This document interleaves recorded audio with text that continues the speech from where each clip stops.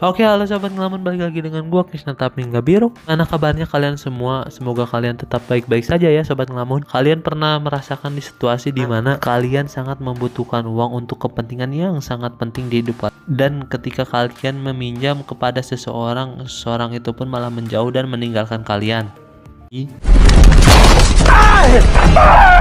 Kemudian kalian pun harus melakukan hal-hal yang nekat seperti membobol sebuah mobil ataupun mencuri. Jangan sampai ya sobat ngelamun, karena semua itu ada konsekuensinya. Sama seperti film yang akan saya bawakan ini. Dikarenakan sifat nekat dia yang menghalalkan semua cara agar dapat mendapatkan uang, dia pun harus berurusan dengan psikopat yang haus akan penyiksaan.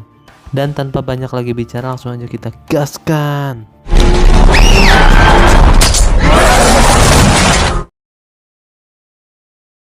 Film akan berlatar di sebuah daerah kumuh di pesisir kota Amerika bagian timur.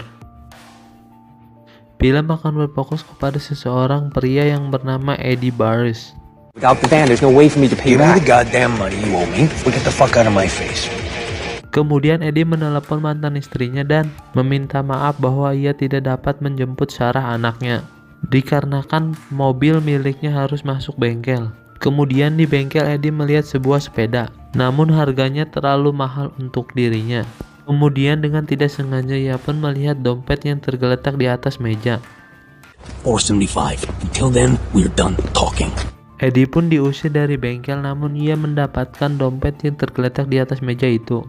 Kemudian Eddie pun menelepon temannya untuk meminta bantuan agar meminjamkannya sedikit uang. Namun ia seperti pertemanan konvensional pada umumnya. Bukannya ada yang memberi bantuan, malah teman-temannya menghindari dirinya. Could you spot me some cash? Cause, hello? Di sini kita dapat melihat bahwa Eddie memiliki jiwa sosial yang tinggi, di mana ia pun memberi minum kepada anjing yang terjebak di dalam mobil. Yaitu semua tidak dapat merubah sifat dasar manusia yang ingin enaknya doang.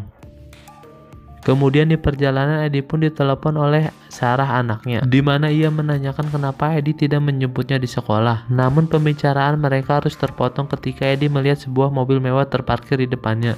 Lalu kemudian Eddie pun langsung mengawasi daerah sekitar, di mana ketika daerah sekitar dirasa aman, Eddie pun mulai masuk ke dalam mobil tersebut. Namun itulah awal mula malapetaka ini terjadi. Kemudian Eddie pun langsung mencari barang-barang yang bisa ia jual. Sunglasses. Dengan cara hati-hati, ia pun mulai menggasak seluruh barang yang dapat ia jual kembali. Alright, fuck this. Namun anehnya tiba-tiba mobil itu terkunci dan tidak dapat dibuka dari dalam. Ditambah area sekitar parkiran menjadi ramai pengunjung. Gimana Eddie nggak panik, hayo lo. Kemudian Eddie pun langsung mencoba untuk memecahkan kaca bagian belakang mobil tersebut. Hingga film Locked 2025 pun baru saja dimulai. Pada sore harinya Eddie pun masih terjebak di dalam mobil tersebut. Namun tiba-tiba ada sebuah telepon masuk ke perangkat elektronik di mobil tersebut. Ya gimana Eddie nggak tambah panik coba. Dan damn, ternyata pergerakan Eddie selama ini diawasi oleh seseorang. Kemudian Eddie pun mulai mencoba membongkar dashboard pintu mobil tersebut. Namun ya, semua usaha Eddie pun itu menjadi sia-sia. Dikarenakan mobil ini dilengkapi dengan sistem keamanan elektronik yang cukup canggih. Atau ini ya semua adalah jebakan untuk menjebak Eddie? Kita lihat dulu aja ya guys ya. Come aboard. My name is William. Dikarenakan semua usahanya sia-sia, Eddie pun memutuskan untuk menjawab telepon tersebut, di mana orang misterius tersebut mulai bercerita tentang pribadinya. Namun terlihat Eddie pun semakin panik. Namun ya namanya psikopat ya guys ya, semakin panik korbannya ya semakin ia merasa senang. Eddie yang semakin frustasi, ia pun akan menggunakan sebuah pistol untuk melubangi kaca mobil tersebut. Namun yang terjadi, bukannya kaca yang bolong, malah harus kaki Eddie yang terluka. Di mana mobil tersebut ternyata dilengkapi dengan kaca anti peluru dan ditambah lagi kacanya yang ternyata kacanya satu arah, di mana orang dari luar tidak dapat melihat ke dalam mobil. Ditambah lagi ketika Eddie menelepon 911, ternyata di dalam mobil tersebut tidak terdapat sinyal. Dan di sini kita mengetahui bahwa William adalah seorang dokter bedah, dan ia pun menyuruh Eddie untuk tetap tenang. Namun dikarenakan Eddie yang mulai kehabisan banyak darah, ia pun lemas dan akhirnya Eddie pun pingsan. Lalu dimana ketika Eddie terbangun, luka di tangan beserta kakinya sudah terperban dan diobati oleh seseorang. Kemudian setelah itu Eddie merasa lapar dan haus. Ia pun langsung meminum sisa-sisa air terakhirnya dan makanan terakhirnya. Watch your language. I hate vulgarity. What do you want from me? Kemudian William pun menceritakan perihal putrinya dan dirinya yang menderita sakit kanker yang sudah stadium akhir, yang suatu waktu bisa meninggal dunia. Listen, I don't give a shit about your life story.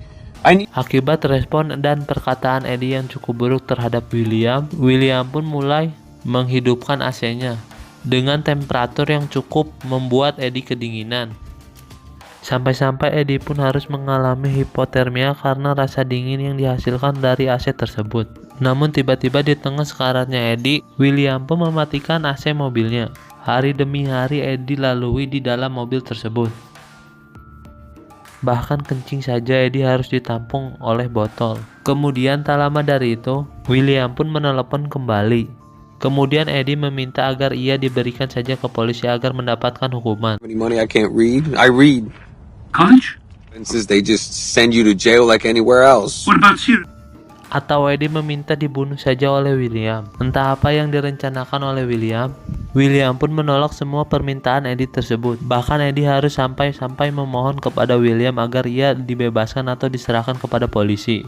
Bukannya permintaan yang terkabul, William pun kembali menyeting suhu di dalam kendaraannya tersebut. Dimana sekarang William menyeting suhu di dalam kendaraan tersebut sangat panas. Sampai-sampai Eddie mengalami dehidrasi dan akan meminum air seninya sendiri. Namun tiba-tiba I really thought you were going to go through with it. Kemudian tanpa rasa bersalah William pun kembali melanjutkan ceritanya.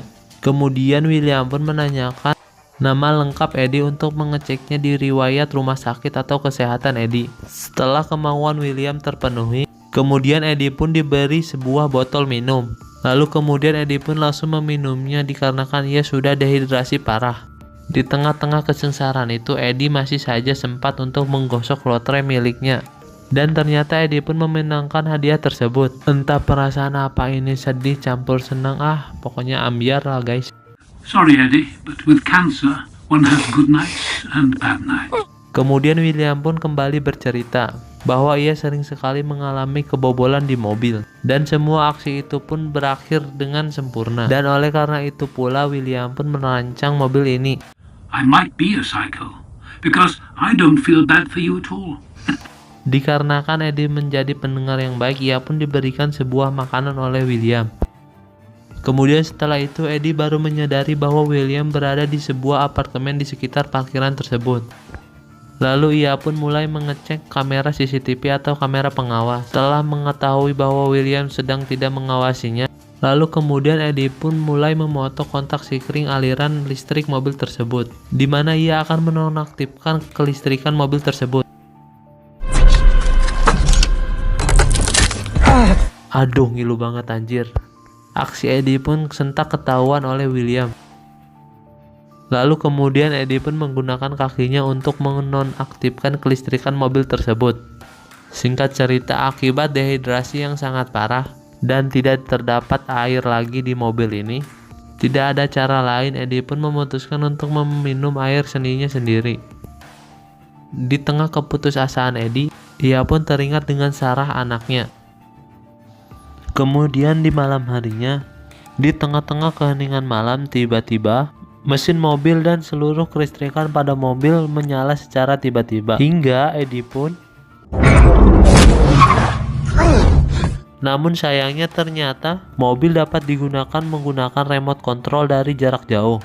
Kemudian William pun kembali menghubungi Eddie. Kemudian William pun membawa Eddie ke sebuah perumahan dengan keamanan yang sangat ketat. Dan setelah dari sana, William pun mengajak Eddie sedikit jalan-jalan. Home sweet home. Lalu Eddie pun dibawa ke sebuah gang kecil. Tepat di sana ada dua orang pemuda yang sedang memukuli pemuda lain. Namun salah satu pemuda tersebut menodongkan sebuah pistol ke arah Eddie hingga yang terjadi. Melihat tamannya yang ditabrak, salah satu pemuda tersebut pun lari terbirit-birit. Namun sayangnya pelarian dari pemuda tersebut harus terlarang oleh pagar yang dikunci. Hingga dengan sangat sadis, William pun terus menabrak pria tersebut. Dan yang tambah parahnya lagi, William pun mengajak taruhan Eddie. Jika pemuda tersebut bisa bangun, maka ia akan melepaskannya. Dan yang terjadi, setelah melakukan hal keji tersebut, William pun mengajak Eddie untuk berjalan-jalan menikmati suasana kota di malam hari. Kemudian singkat cerita, di keesokan paginya, ketika Eddie terbangun, William pun kembali menghubungi Eddie. Kemudian ia menanyakan perihal Sarah, anaknya Eddie. But with the rising crime rate, I wonder if she is safe. We shouldn't be here. You leave her alone. Let's just go. Let's just drive away. Apakah yang akan William lakukan terhadap Sarah kecil? Apakah akan membunuhnya? Namun di sini William hanya mencoba merusak mental dari Eddie dengan cara memberikan rasa ketakutan yang sangat mendalam hingga Eddie pun memutuskan untuk bundir. Dan yang terjadi,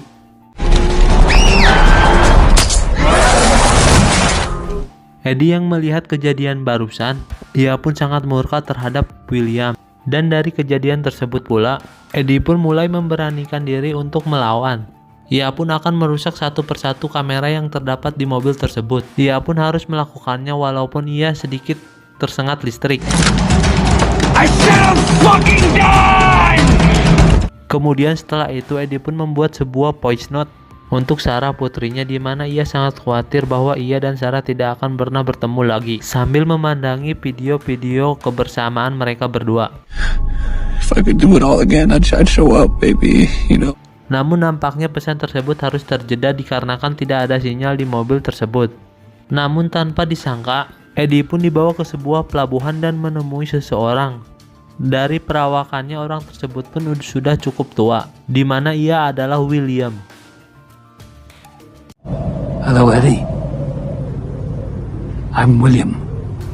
Kemudian William pun melemparkan sebuah kabel disk atau tali, dan ia pun menyuruh Eddie untuk mengikat kedua tangannya di kerangka besi tempat duduknya. Kemudian William pun masuk ke dalam mobil. Ia pun akan membawa Eddie ke sebuah tempat di mana ia akan mengeksekusi Eddie. Lalu mereka berdua pun pergi dari pelabuhan tersebut. Kemudian di dalam perjalanan,